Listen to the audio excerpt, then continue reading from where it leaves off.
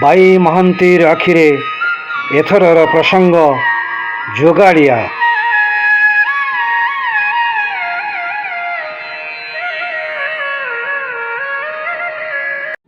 ନମସ୍କାର। ଯୋଗାଡ଼ିଆ ନେଇ ଆଣି ଥୋଇବା, ହାତ ପାହୁନଥିବା, ଗୋଡ଼ ପହଞ୍ଚୁନଥିବା ଅପହଞ୍ଚ ଇଲାକାକୁ ଛୁଇଁ କାର୍ଯ୍ୟ ସାଧନ କରିବା ସଭିଙ୍କ ଭାଗ୍ୟରେ ଜୁଟି ନଥାଏ ଅଥବା ସମ୍ଭବ ହୁଏ ନା ସମସ୍ତଙ୍କ ଦ୍ୱାରା। ଆଲୁଅ ଅନ୍ଧାର, ଆଶା ନିରାଶା, ଦୁର୍ଦିନ ସୁଦିନ, ବିଷଣ୍ଣ ବିଭୋର ସମୟ ମଝିରେ ଆଶାର କିରଣ ବୁଣିବାରେ ସମର୍ଥ ବ୍ୟକ୍ତି ସ୍ୱତନ୍ତ୍ର ଭାବେ ବାରି ହୋଇ ପଡ଼ନ୍ତି ଏଠି ସେଠି ସବୁଠି। ଅଗମ୍ୟ ସ୍ଥାନର ସନ୍ଧାନ କରିବା ସହିତ ସଫଳତା ହାତେଇ ନେଇ ସମ୍ଭାବ୍ୟ ପ୍ରାପ୍ତିର ସିଂହାସନ ଆରୋହଣ କରି ନେଉଥିବା ଚରିତ୍ରଟି ସାଧାରଣ କୁହାଯାଏ ଯୋଗାଡ଼ିଆ। ଏମାନଙ୍କ ଅଭିଧାନରେ ନାହିଁ ଶବ୍ଦ କ୍ୱଚିତ ଦେଖିବାକୁ ମିଳେ। ଜୀବନବ୍ୟାପୀ ଯୋଗାଡ଼ ଓ ତାର ଯଥାବିଧି ପ୍ରୟୋଗ ଦ୍ୱାରା ନାହିଁ ରାଜ୍ୟରେ ସଞ୍ଚରିତ ହୁଏ ଆସ୍ଥା ଓ ବିଶ୍ୱାସ। ସୁରକ୍ଷିତ ଭାବେ ଜଣକ ମଥା ତଳୁ ତକିଆ ନେଇ ଅନ୍ୟର ମଥା ତଳେ ତକିଆଟିକୁ ରଖି ତଥାକଥିତ ଶାନ୍ତି ପ୍ରଦାନ ସାଙ୍ଗକୁ ନିଜର ଗୋପନୀୟ ଅଭିପ୍ରାୟ ସାଧନ କରିବାର କଳା ଜଣାଥାଏ ଯୋଗାଡ଼ିଆକୁ। ମଥା ଓ ତକିଆ ଉଭୟ ଅନେକ ସମୟରେ ଉଲ୍ଲସିତ ହୋଇ ଉଠନ୍ତି।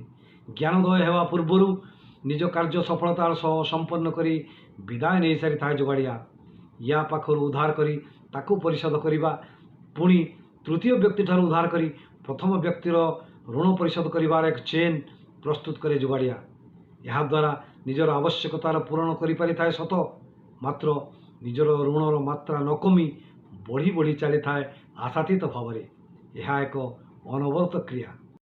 ବାଞ୍ଛିତ ବସ୍ତୁ ପାଇବା, ନିଜ ଜୀବନକୁ ସଳଖ ସୁନ୍ଦର ରାସ୍ତାରେ ନେବା ପାଇଁ ସ୍ୱାଭାବିକ ଭାବେ ସମ୍ଭବ ନହେଲେ ସୁଦ୍ଧା ଲୋଡ଼ା ହୁଏ ଯୋଗାଡ଼ ଯନ୍ତ୍ର।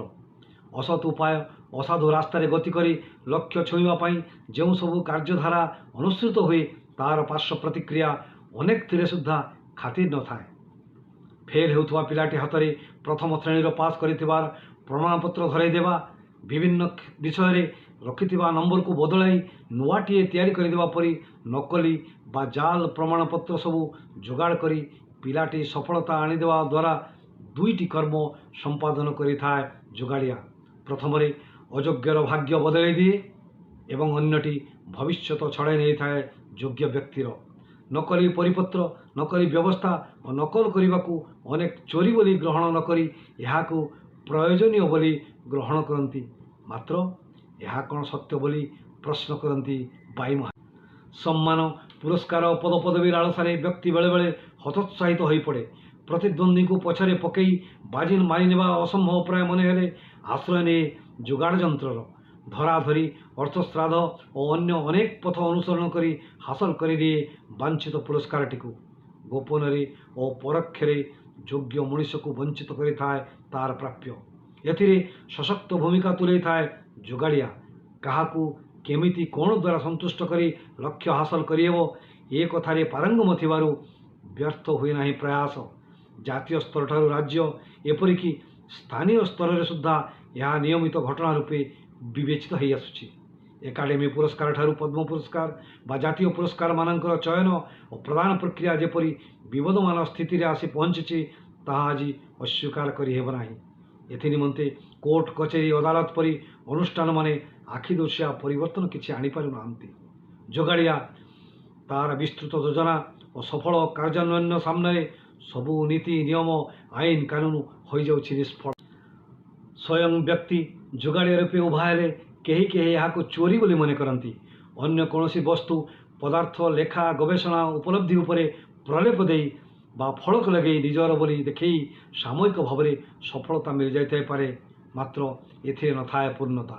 ଏପରିକି PhD ଡିଲିଟ୍ ପାଇଁ ହେଉଥିବା କିଛି କିଛି ଉଦ୍ୟମ ଓ ପ୍ରୟୋଗ ଦେଖିଲେ ମନେ ହୁଏ ଏହା ଯୋଗାଡ଼ ନୁହେଁ, ସ୍ୱଚ୍ଛ ଦିବାଲୋକରେ ଚୋରି।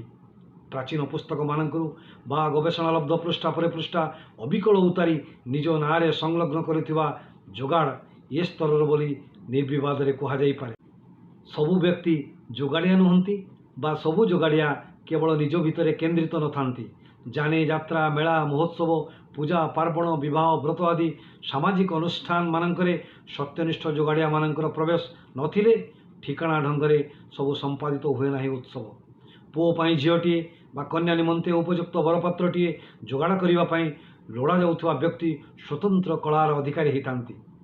ଧାଁ ଦୌଡ଼ କରି ସମୟ ଦେଇ कथारे रंग लगे काठिकर मन होता काम को अनायास संपन्न करिबारे समर्थ एमाने नई पोखरी समुद्र खाल खमार बण जंगल पारि हेबार उपाय एमानंकु भल भावरे जना दुनियार कौन सी रास्ता दे जोगाड़िया सहजरे यात्रा करि पारुथिबारु विफलतार स्वाद प्राय चाखी पारती नहीं फर्चा आलुओ और सामनार द्वार दे यातायात न करी पछपाख द्वार अंधारुआ गली न गले सुरुखुरे लक्ष्य प्राप्ति हुए ना असाध्य साधन करुवा जोगाड़िया निमंते खूब शिक्षा दीक्षा ज्ञान अर्थ प्रतिपत्ति लोड़ा न थाए बुद्धि विवेक श्रम चतुरता सहित समयानुवर्तिता अभिनय पटुता लक्ष्य स्थल में पहुंचाई दिए जोगाड़िया को यह जन्मगत अप्रीतिकर स्थिति बा लोहलुहाण हेबाकू से आदौ गुरुत्व नहीं देउथिबारु कौन समय मानसिक अवसाद घटिबार प्रश्न ही न थाए सेथिपाई बाई महांती कहती हे जोगाड़िया दिन राति एकाकार करी बंध बाड़ न मानी जो बिंदु को छुई अन्य हाथ में सफलता धरई देउछ बोली बाहाबा नेउछ ताहा अन्यर न्यायसंगत प्राप्य नुहे तो व्यक्ति पाई समाज पाई राष्ट्र निमंते तुम विभुदत्व जोगाड़पण केमिति कामरे आसुची तार हिसाब केबे रखिछ कि सतर्क न रहिले तले तरांत हेबा सार हब सेना अविलषित लक्ष्यटी चलीज दूररू दूरकू बहु दूरकू। नमस्कार।